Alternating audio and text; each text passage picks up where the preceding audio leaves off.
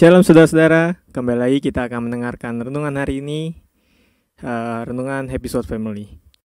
Nah, hari ini saya mau melanjutkan renungan saya yang kemarin, dan hari ini saya akan membawakan renungan dengan judul Mindset bagian yang kedua. Nah, jika saudara mau melihat atau ingin mengingat kembali renungan Mindset yang bagian pertama, link YouTube-nya nanti ada di deskripsi di bawah ya. Nah, sebelum saya masuk pada renungan hari ini, saya mau bercerita tentang sebuah kisah. Nah, suatu hari ada seorang petani yang sedang memanen hasil tanamannya, yaitu buah semangka. Lalu setelah ia berteduh di sebuah pohon kenari untuk makan siang. Ketika dia melihat buah semangka yang telah dia tanam, yang dia telah hasil panenkannya itu, dan dia melihat buah kenari, dia berbicara dalam hati, "Tuhan, Engkau tidak adil. Mengapa tumbuhan seperti semangka yang besar ini, akar tumbuhan tersebut cenderung rapuh? Jika tidak hati-hati, ya akar tersebut akan patah.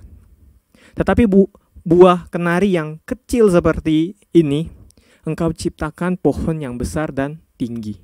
Engkau tidak adil, Tuhan." Lalu setelah ia berpikir seperti itu, dia makan, lalu dia tidur di dekat pohon kenari tersebut. Lalu tiba-tiba ada buah kenari yang jatuh mengenai kepala si petani tersebut. Kemudian dia terbangun dan merasakan sakit di kepalanya akibat dari buah kenari itu yang jatuh. Lalu dia berpikir lagi dalam hati, "Tuhan, Engkau sangat adil. Buah kenari yang kecil ini saja jatuh dari pohon dan mengenai kepalaku, sakit rasanya. Bagaimana kalau Engkau benar-benar membuat pohon besar ini menghasilkan buah semangka? Aku tidak menyangka jika semangka ini jatuh dari atas pohon dan mengenai kepalaku. Ampuni aku, Tuhan." Nah, kalau saudara penasaran bagaimana bentuk pohon semangka dan pohon kenari, saya kasih buktinya. Nih, di sebelah kanan saya nih, ada gambar pohon semangka. Saudara bisa lihat rantingnya sangat rapuh, bukan? Dia ditanam di tanah gitu, nggak ada pohonnya. Dan di sebelah kiri saya ini ada pohon kenari yang tumbuh besar pada umumnya. Dan di sebelah sini ada perbandingan antara pohon tersebut dengan seorang manusia. Nah, bisa saudara bayangkan kan? Kalau kedua pohon ini buahnya berkebalikan. Lagi neduh nih kita nih di pohon kenari, tiba-tiba jebret, jatuh pohon semangka dari atas. Nggak kebayang sih rasanya. Nah, dari kejadian tersebut kita bisa ambil kesimpulan bahwa pikiran kita belum tentu merupakan pikiran Allah. Bagaimana jadinya kalau memang tadi buah semangka yang diciptakan di atas pohon besar lalu jatuh mengenai kepala petani tersebut?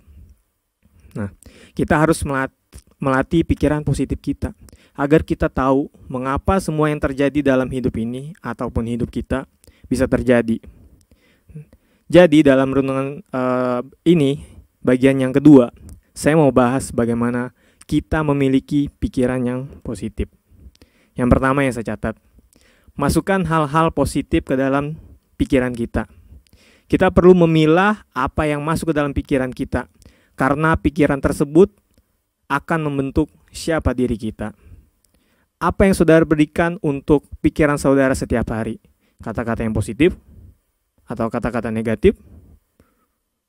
Lagu apa yang saudara dengar setiap hari? Lagu rohani? Atau lagu tentang bunuh diri atau broken hope? Atau broken heart? Film apa yang saudara tonton? Yang menginspirasi? Atau film yang membawa emosi atau perasaan? Dan apa yang saudara baca setiap hari? Alkitab? Buku yang membangun? Atau buku yang berisi cerita-cerita yang tak senonoh? Rasul Paulus memahami betapa pentingnya pola pikir positif. Karena itu dia memberi nasihat agar kita memikirkan hal-hal yang baik, agar apa yang terpancar dari kita juga baik. Filipi 4 ayat 8. Jadi akhirnya, saudara-saudara, semua yang benar, semua yang mulia, semua yang adil, semua yang suci, semua yang manis, semua yang sedap didengar, semua yang disebut kebajikan dan patut dipuji, pikirkanlah semuanya itu. Input yang baik akan menghasilkan output yang baik. Input yang buruk akan menghasilkan output yang buruk juga. Yang kedua, bukan sekedar percaya, tetapi miliki iman. Matius 9 ayat 28 sampai 29. Setelah Yesus masuk ke dalam sebuah rumah, datanglah kedua orang buta itu kepadanya dan Yesus berkata kepada mereka, "Percayakah kamu bahwa aku dapat melakukannya?" Mereka menjawab, "Ya Tuhan, kami percaya." Lalu Yesus menjamah mata mereka sambil berkata, "Jadilah kepadamu menurut imanmu." Dua orang buta ini dapat melihat karena apa yang mereka imani, bukan hanya sekedar percaya kepada Yesus yang sanggup menyembuhkan.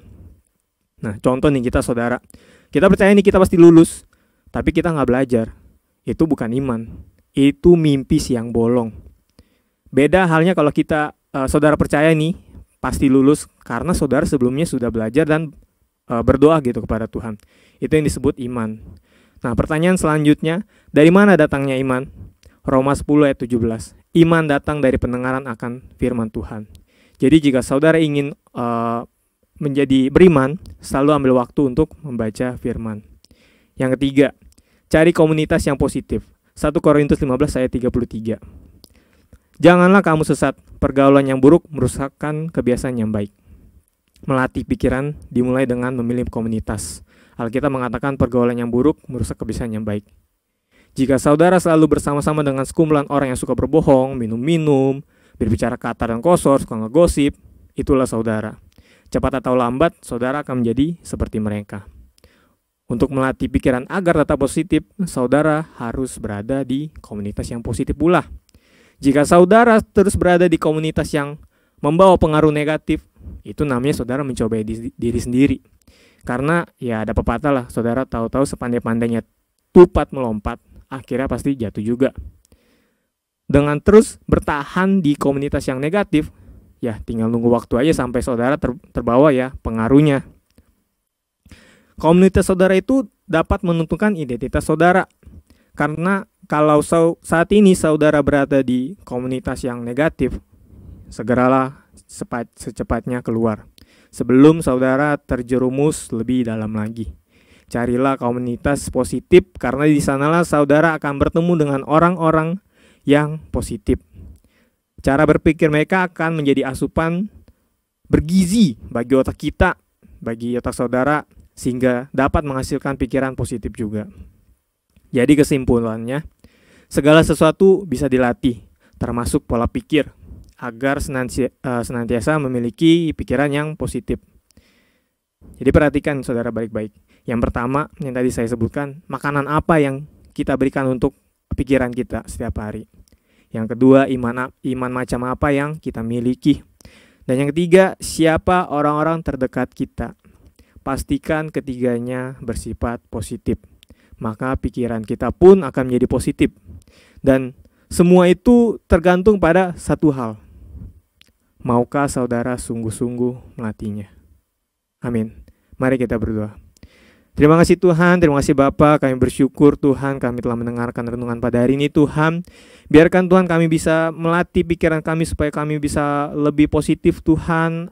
Apa yang iman kami, macam iman apa yang kami miliki Tuhan, kami berada di komunitas apa Tuhan, dan apa yang setiap hari kami berikan pada pikiran kami Tuhan supaya kami dapat berpikir positif Tuhan, seperti yang diajarkan oleh Rasul Paulus Tuhan. Dan kami mau Tuhan, apa yang dalam pikiran kami ini Tuhan, kami juga mau Tuhan untuk terus dapat bersamamu Tuhan, karena tanpamu Tuhan kami tidak sanggup Tuhan.